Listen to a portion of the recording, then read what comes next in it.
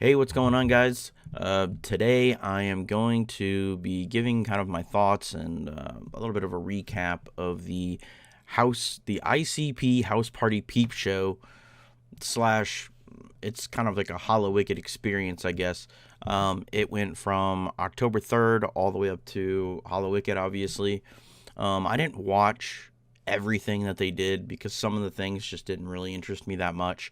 Um, Basically, what I didn't watch was the Juggalos Against Sanity. I saw some clips of it, like kind of I saw the monoxide jab, and that's about it. The ICP Late Night Funhouse Talk Show, I didn't see any of that. The Wicked Clown Campfire, I didn't see any of that. The JCW Red Moon Howling, I watched a little bit of it, and from what I saw, it looked like a bunch of local jobbers. So I watched a little bit of wrestling. So I was hoping that they would get some kind of independent wrestler that I recognized. But I didn't watch the whole thing. Stories from the Road. I didn't watch that because the way I put it is that they've been, they've been around for over 30 years, and any of the good stories that they have from the road, they've probably already told. So I figured these would be like leftover, like, softball stories. And then I didn't watch the You Produce ICP. I think I had something going on that night, and I just wasn't. It's kind of that one especially seemed more like you had to be there live to enjoy it because it was you kind of voting on polls, I think, and helping ICP produce a track. So there's really no point in watching that on a replay. So the first thing that I watched was the October 5th ICP seminar. Um, I They didn't really reveal, I guess, anything crazy during this. Obviously, they talked about the fifth Joker's card, Yum Yum Yum Yum Flower, with the album being Yum Yum Bedlam, and then the three EPs that will follow it. They talked about this was kind of crazy to me personally, is that I've known about this for a little while, that they're selling the Psychopathic headquarters in I think it's Farmington Hills that they're in. And if you haven't seen it already, I have a video where I actually went inside the building. And they, I thought it was wild when I heard that they were selling it in the first place, because they've had that building since '99. So they've had that building for over 20 years. But they're working on getting a new location that they're going to call the Clown Compound.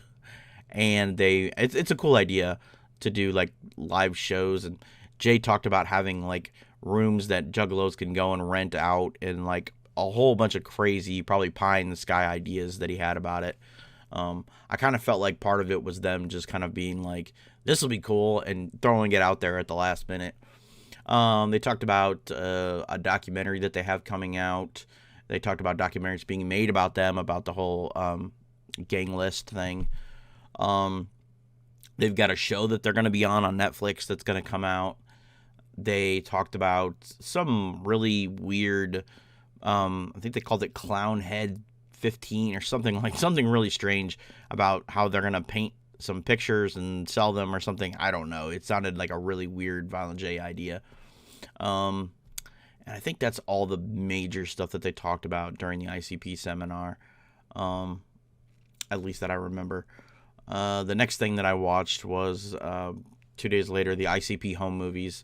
And this was really boring and like not interesting at all, because it was like, if you can imagine when you're a little kid and you're just filming yourself making your own what you'd call movies, that's basically what this is. It was really like, and it's funny because Violent J was dissing him the whole time, and he was right. I mean, it was just stuff that if you're not there, if you're not part of their clique, it was really boring. Some of the Alex Abyss stuff was cool to see, but other than that, a lot of it was really boring. Violent J they had them with no makeup, but they're really young in a lot of the videos. The only really cool thing that I saw was that they had like they were on like a public access TV show or something like that, and they were wearing like some crazy makeup. And that was interesting. That was kind of cool. Other than that, that whole thing is probably worth skipping over the home movies, unless you're like really, really interested in that kind of thing. The next event that I watched was the Descent into the Abyss of Evil, which was a Jump Steady idea. And Jump Steady, like, basically I'll say, helmed the whole thing, and it was pretty interesting.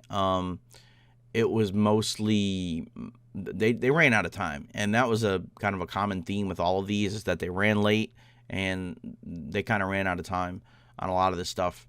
And this one they did too. They had they talked about a bunch of different, like, crazy. They mostly were talking about mass murderers and, how they did what they did and kind of like why they did what they did. And it was interesting. I kind of learned some new things. When I was younger, I was really fascinated in that kind of thing. I kind of wanted to go into psychology and stuff. Obviously, it didn't last long. But yeah, it was an interesting thing. They got into a little bit of the paranormal stuff at the end, which I'm also interested in. So that was like a really cool. It was one of their more serious, I think, streams that they did. Let's see, the next thing that I watched was this is the big one that I think really got people interested in this whole house party peep show thing, and that was the psychopathic Don Shoot interview with Chris Hansen. And yeah, this was really interesting. I really enjoyed this because they I won't say they asked any hard-hitting questions, but I mean, the big thing that everybody watched, that everybody heard about, was the talk about Twisted. And if you've seen the Faygo Lovers interview, it's basically the same thing. The only thing that really, really surprised me about this was that Shaggy was, like, I believe he was the first one to respond to the question, and he really came out swinging. Like, he really, like, put it to them. And he called them evil, and, like, he went hard on them, which I was surprised about, because I was kind of always under the impression that Twisted and Shaggy were kind of cool still, behind the scenes, just because, Twisted would reach out to Shaggy, like, happy birthday, Shags, and that kind of stuff. Like, so I was always kind of, and Monoxide talking about how good friends he was with Shaggy, when they were obviously still on the label. And so I thought, maybe behind the scenes it's kind of more of a Jump Steady Violent J thing, but this blew that idea out of the water. Like, after watching that, if you had any hopes of, like, a Hatchet Rises tour, or Bury the Hatchet tour, it's pretty much gone at this point, unless something crazy happens where they actually sit down together and talk. After this Don Shoot interview, I don't see that happening. Billy Bill was also there, but he didn't say hardly anything. Like, there was hardly any questions that Billy Bill answered. It was mostly Violent J and Shaggy and Jump Steady talking. Yeah, I mean, the whole Twisted thing kind of, like, overshadows everything else that they talked about. So I don't really remember too much else of what they talked about during that Don Shoot interview. Oh, well, another interesting story that they told was about why Alex Abyss left. Now, their version of the story is different than the version of the story I've always heard. I'm not going to get into the version I've always heard, but, basically, Alex got kind of attacked at his home, and he just decided, look, I got to go, and packed up all his stuff, and they kind of accuse him of stealing a lot of money, in that they say that he cut them $1 million check. Like, basically, he told them that there was only $3 million in the bank, and he cut Jay and Shags $1 million check, and apparently gave himself $1 million, and then was going to leave. And they're like, how was there exactly $3 million in the bank? So they're kind of accusing him of stealing money when he left, which, who knows? Nobody knows except for Alex Abyss, and them, obviously, but, who knows what happened? That's one of those. It's another one of those things, like with Twisted. It's like, the truth in all these stories is probably somewhere in between. But yeah, I mean, that was the Don Shoot interview. There, like I said, it was pretty interesting. I'd say it was one of the more interesting things they did. Actually, my favorite one's coming up next. It was the historical tours, which was really cool. They went to all the locations that they've ever talked about, Military Street. They went to the original spot where they filmed, or where they did the photo shoot for the Dog Beats cover, and the rope was still there. It was awesome. But some asshole went and stole the rope, because they left it there because they thought, oh, this will be dope for juggalos to come and be at the exact spot where we shot this. And then somebody afterwards went out and stole it. I was like, oh, it's kind of heartbreaking in a way. It's like, but I mean, it's, you know, there are a lot of dumbass juggalos out there, and, you know, of course they're going to do something like that. I kind of wish ICP would have taken it themselves and, you know, put together some kind of like, you know, thing at their new clown compound where you could go through and see like all these historical ICP things. But, you know, it's gone now. Maybe it'll show up on Psychopathic Museum or Psychopathic Traders or something, but yeah, it's gone. Let's see. What else did they went to Shag's old house. They went to Violent J's old house. They went to all their old record label buildings, you know, their headquarters. And they actually did a tour of the one that I went to, and they didn't show all the rooms in that. They did show the green screen room, which we didn't see, but they didn't show Jump Steady's office, which we actually went into. And then there was a lot of like in between stuff that they obviously didn't show. But it's a pretty good tour. Like, if you're interested in it, I'm going to plug my own video, watch my video, and then go watch that tour of the building, and you'll be able to get a picture perfect idea of what their building looks like. But yeah, the historical tours is probably my favorite part of all this. The next video that I watched was the top 5 freshnesses, which on its own it sounded kind of lame, and I really didn't have that much interest in it. But I was like, what the heck?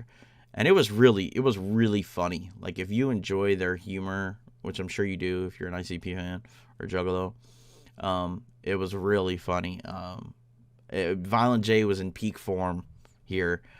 He was just off the cuff, hilarious, you know, and it was, the topics were pretty, you know, generic. You know, they did like their favorite, they did top 5 ICP songs, which for some reason Shaggy didn't do.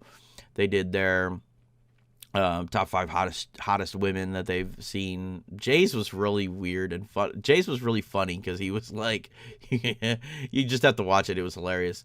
And what else did they do? Top 5 like favorite in general things, I think, is what they did. Because like one of Shaggy's was Sunshine. Like, they had a really weird.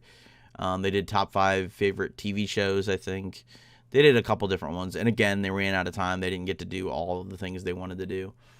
And you know, that brings us up to the final thing, which was the Hallowicked acoustic concert. Hallowicked acoustic concert. That's kind of hard to say. This was hosted by Clownvis. And I actually didn't watch really any of the opening groups, including Ouija or Big Hoodoo. I didn't watch either one. And I guess they had some local opener. I didn't watch him either, but I heard it was really kind of cringeworthy. Yeah, I didn't watch any of those. I just watched the ICP stuff because I really wasn't interested in any of the other stuff. And they came out as the Legion of Doom, a hawk and animal, which is really weird because if you don't see them in their normal makeup, when they were wearing the hawk and animal makeup, it almost was like they were performing the concert with like no makeup at all, because you could clearly kind of see their faces and stuff. And, you know, the paint is stuff that they usually don't wear. You know, Jay never wears like black makeup around his eyes.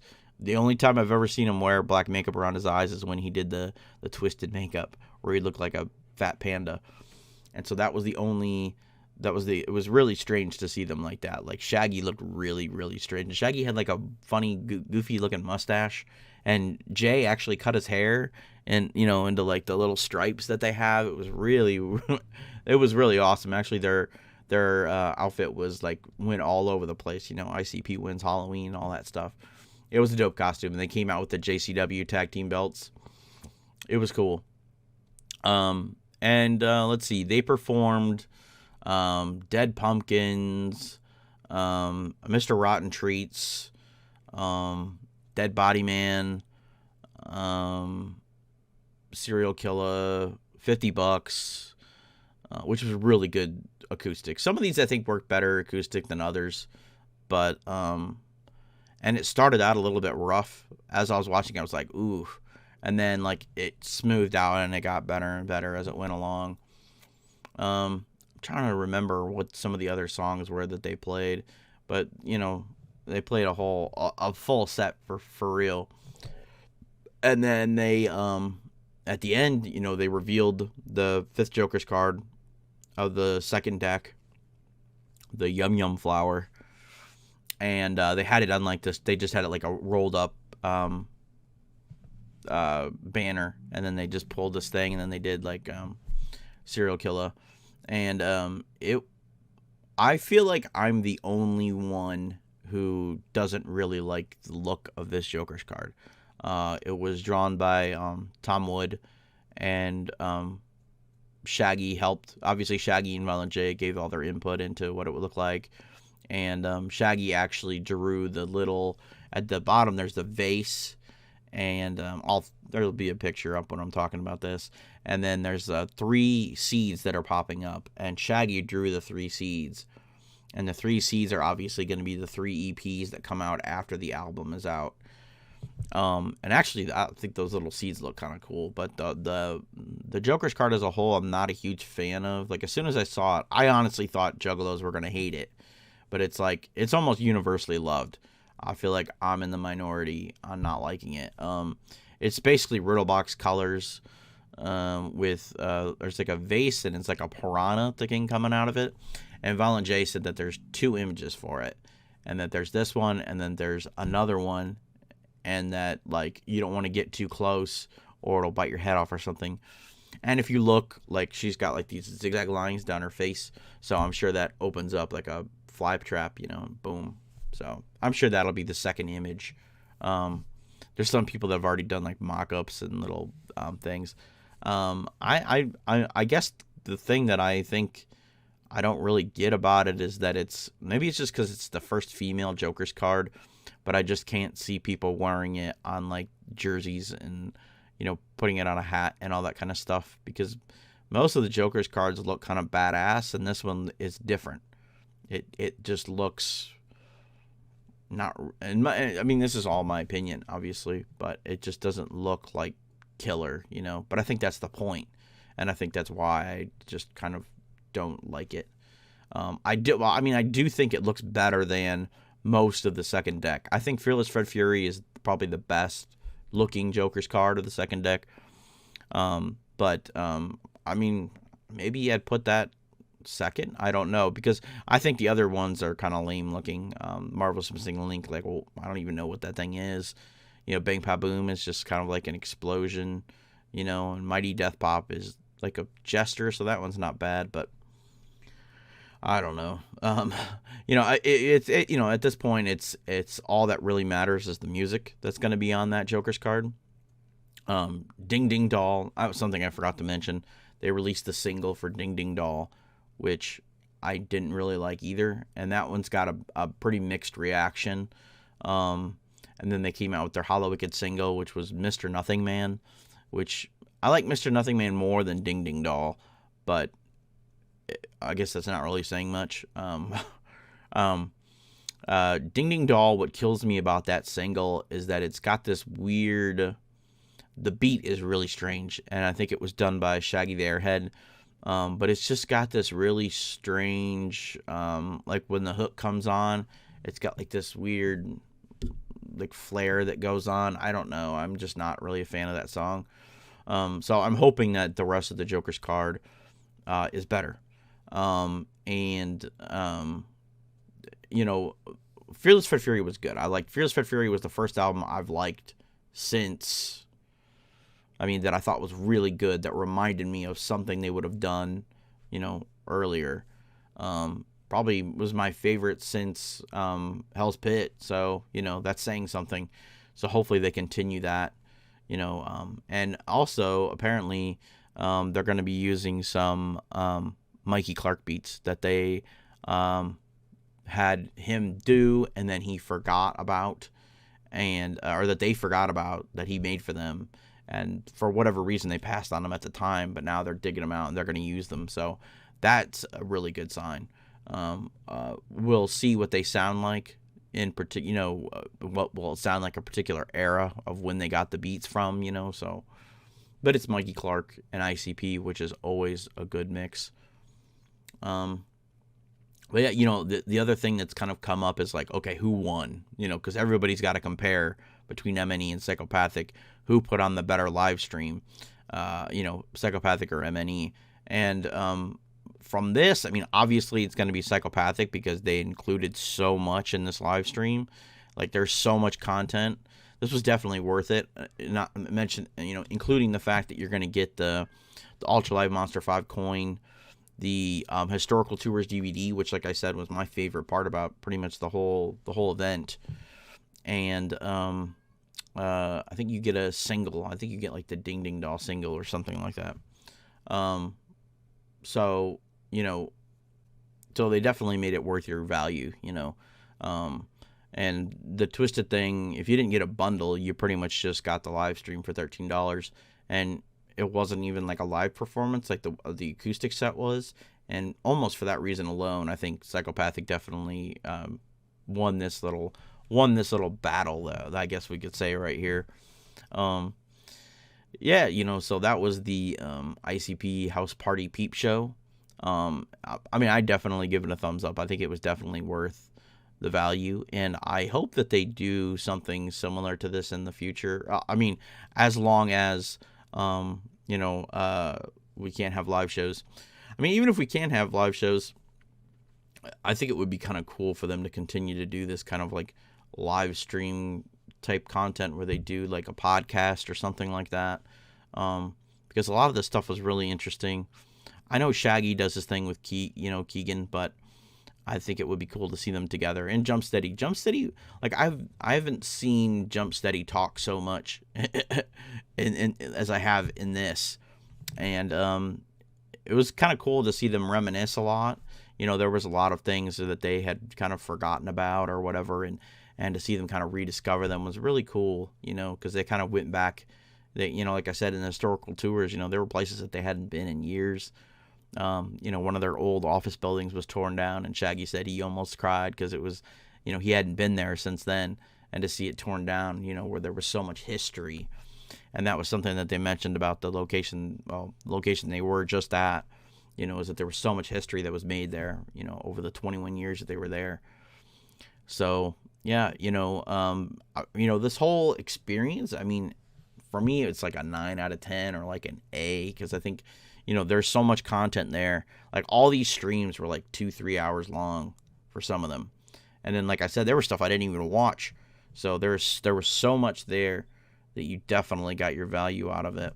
And not to mention, like, the unveiling of the Joker's card is always something that's, super cool to see, especially live. So, that's it. Like I said, it was definitely worth picking up. So next video is going to be, I think it's going to be like a Zool news roundup, a la Zululu news roundup, and a small unboxing. I'm actually going to film that directly after I get done filming this. I've also had a request to do the review of Rydas. It was something that I talked about in a lot of old videos. Like, I kept saying at the end of the video, like, oh, I think I'm going to do a Rydas review. And I never did it because I never got any interest for it. Nobody was ever like, hey, where's the Rydas review? Not until now, anyway. So I'm going to do that. I have to listen. It's going to be a little bit of ways off because I have to listen to that album. And I think they kind of want me to fully break it down. So I'm going to have to go through and listen to the verses and figure out who's who on the verses, too, since they don't list who they are. So anyway, this video is going on about 25 minutes long, so thank you guys for watching. Subscribe if you haven't already, and I will see you guys in the next video.